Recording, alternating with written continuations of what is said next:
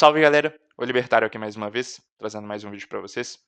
Queria conversar com vocês hoje a respeito de uma notícia que saiu. O próprio governo está admitindo que em 2027 já não vai ter mais dinheiro suficiente para poder cumprir com todas as despesas obrigatórias que o Estado se propõe a gastar, certo?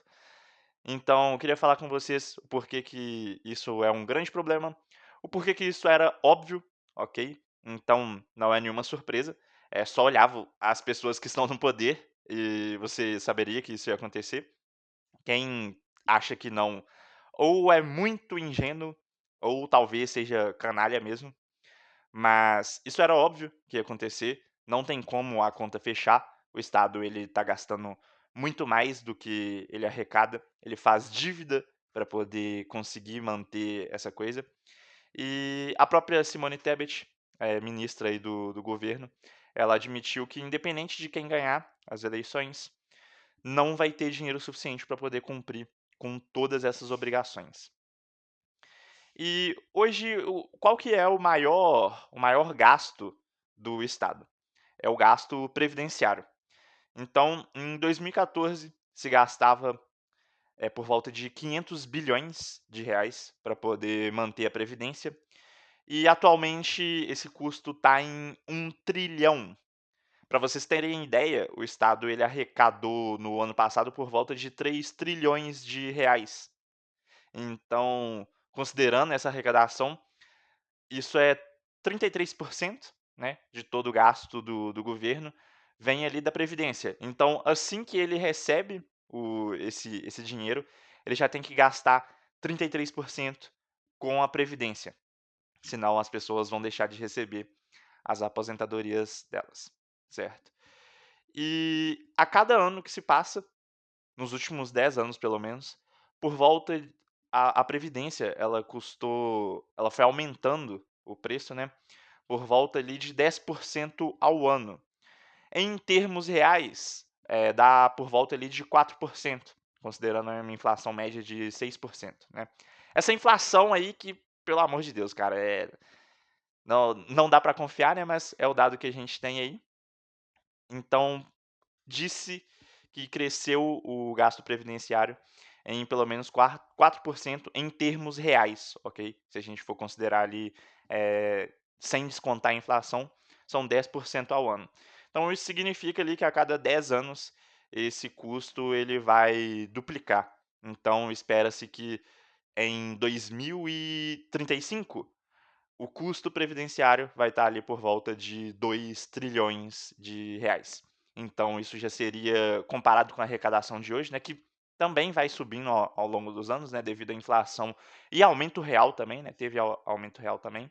Mas considerando o valor arrecadado hoje, isso significa que daqui 10 anos, pelo menos, a gente atingiria ali o patamar de 66% de todo o dinheiro arrecadado, ele deveria ser gasto com previdência. Então, é inevitável que a previdência tem 2 caminhos possíveis aqui. Ou eles vão dar o calote, eu acho improvável, ou isso vai gerar um cenário de hiperinflação, que é o cenário que eu acho mais provável. O governo ele vai sempre preferir emitir mais moeda do que deixar o problema estourar, né. Então, para quem é o governante ali naquele momento, é muito mais interessante que ele faça esse tipo de manobra do que qualquer outra coisa. Então, eles já estão tentando tirar os precatórios do cálculo de teto de gastos, beleza? E o que significa isso? Primeiro, o que é precatório, né? Os precatórios são ações ali que o governo ele perdeu na justiça durante o ano. Então ele tem que indenizar certas pessoas por causa de certos processos, por causa de certas burocracias. Então isso entra como precatório. O que eles estão querendo fazer? Eles estão querendo tirar o precatório da conta ali do teto de gastos, né? Para poder conseguir cumprir esse teto de gastos. Só que, na prática, vamos dizer o que é isso, né? Isso é uma manobra contábil, isso é uma fraude contábil. Não fraude no termo da lei, né? Isso não é exatamente um crime, tipo, a lei ela permite que isso seja feito. mas na prática é uma fraude. A gente está escondendo um dado. É como se na minha empresa eu decidisse: ah, cara, teve um prejuízo contábil aqui, tive umas perdas aqui por algum motivo. Não vamos colocar isso dentro do nosso cálculo, não. Deixa aí que a gente teve uma perda de R$ 200.000 e teve um lucro de 1 milhão. Vamos tirar essa perda? Vamos não incluir essa perda dentro do meu cálculo contábil aqui? É mais ou menos isso. Na prática, o intuito dessa manobra contábil é disfarçar os números, não fazer com que as pessoas percebam o que está acontecendo realmente quando elas olham diretamente ali para aquele número. A esquerda é especialista em fazer esse tipo de coisa, certo? Então, eles estão tentando remover os precatórios do cálculo, mas ainda assim, segundo a Simone Tebet, não vai ter como pagar as despesas ali em 2027. E eu acho que é importante dizer também, além disso, que o Estado, apesar dele arrecadar ali os seus 3 trilhões, arrecadar, né? Os seus 3 trilhões de reais por ano, ele não gasta só 3 trilhões. Ele gasta por volta ali de uns 5 trilhões. Como que ele faz isso? Emitindo dívida, né? Então, ele emite títulos públicos para o mercado e a partir disso ele consegue mais dinheiro ali para ele poder gastar naquele ano corrente. E dessa forma ele consegue financiar uma dívida para poder fazer todas as obrigações que ele se propõe a fazer. E aí, o que eu acho engraçado disso é que depois você vai ver pessoas falando: ah, que boa parte do orçamento é usado para poder pagar juros da dívida e que isso é um absurdo. Tem maluco que propõe calotear a dívida, cara. É um negócio impressionante a doideira que são certas pessoas.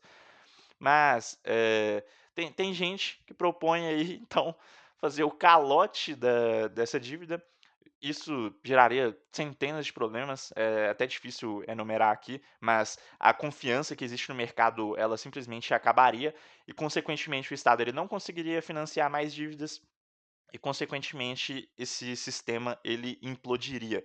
Então, não tem como isso ser a solução, né? Mas sabe o que eu digo em relação a isso? Cara, você não quer ter que pagar 20, 30% do seu orçamento em dívidas, é bem simples.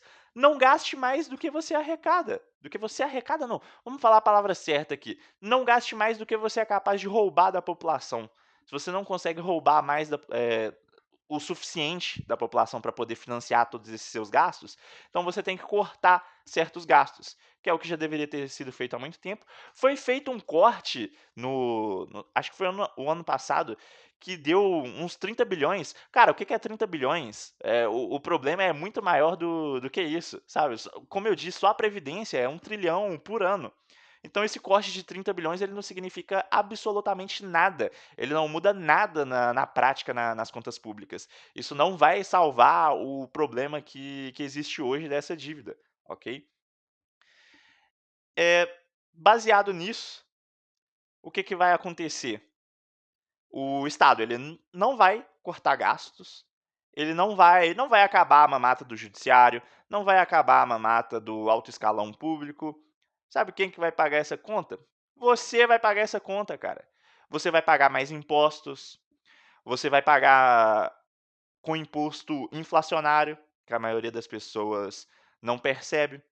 Mas esse sistema insustentável que não consegue fechar a conta, no final das contas, vai sobrar para o cidadão que paga imposto. É sempre bom lembrar isso, né?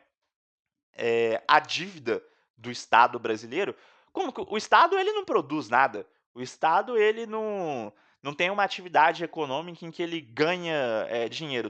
Toda a forma dele ganhar dinheiro vem de ele tomar dinheiro de você.